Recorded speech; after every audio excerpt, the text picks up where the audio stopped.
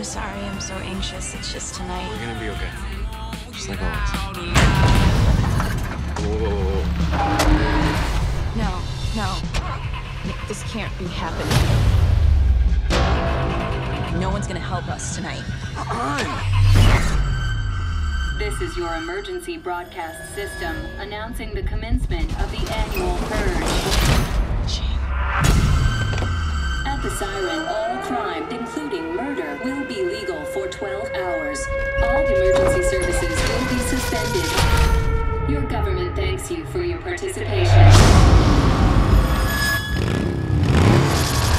So one of the things that I really love about this movie is this kind of exploration of the dark side of humanity.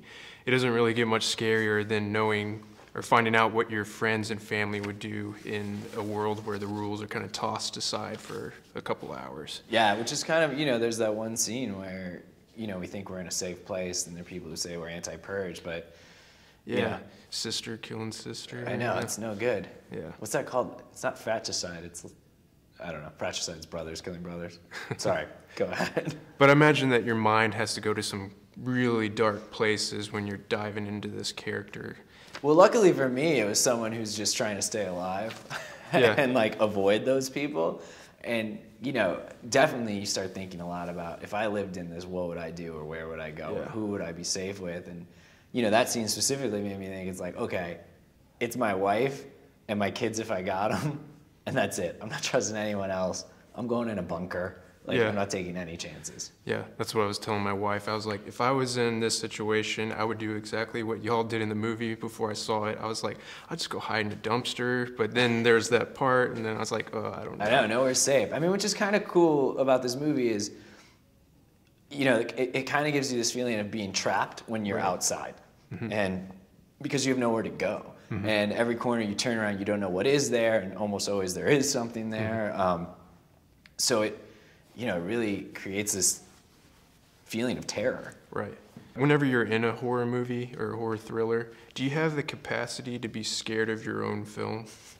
I don't really. I know some people, you know, I saw this with my wife, and she was much more tense than I was throughout it. But I just have a hard time putting away what I know. Like, oh, well, while we were doing that, you know, the camera guy was right here. Right. Or whatever. My memory works that way. I just can't put it out. So I'm kind of bummed about that because it ruins things I've done for me. But, you know, I could tell with this, I really was surprised at how well he crafted the finished product and what he edited out and how he weaved things together. And I think even the music that he laid in really gave it a really nice tone, no pun intended. But it just really added to the feeling of the movie. Yeah, that makes me think of when my friends ask me about the press junkets that I do.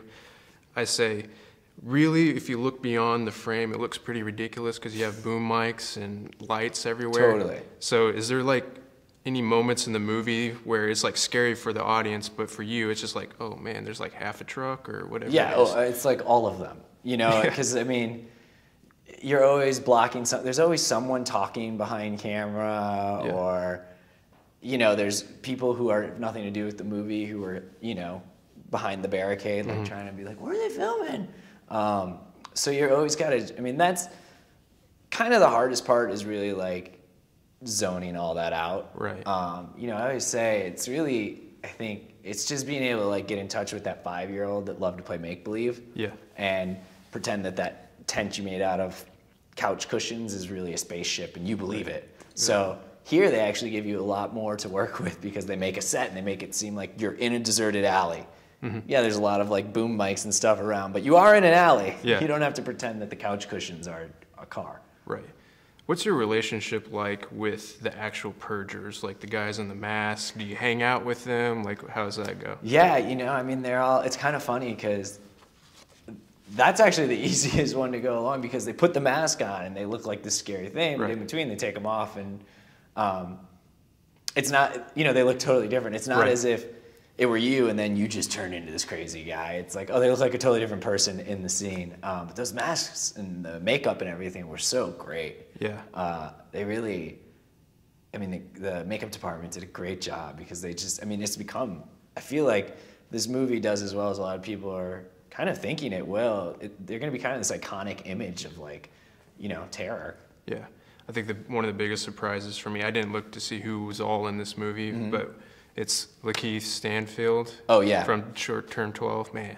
He was so great. And he's great in the movie, too. You know, he only has like 1 or 2 scenes where he actually talks, but he brings such like a life to them. And it's fun because so much of the movie is really the 5 of us running around.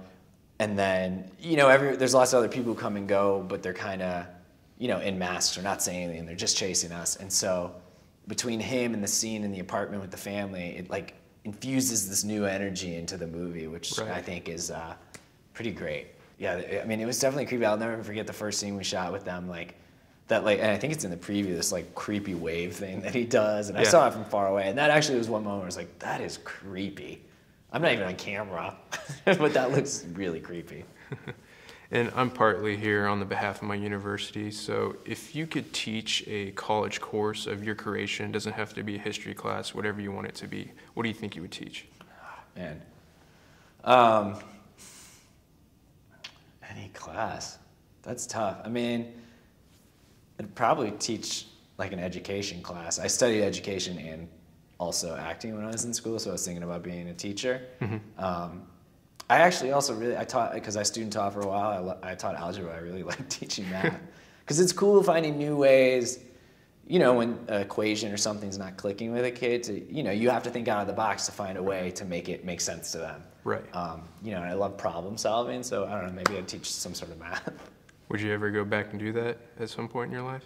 You know, I've thought about it. I've been lucky enough that this career has been going well, and I have my bachelor's degree, but I would need to go back and get my teaching certificate and all that, so I might be a little too lazy. Okay. Well, thank you so much, man. I really appreciate your time. Yeah, of course. It was good to meet you.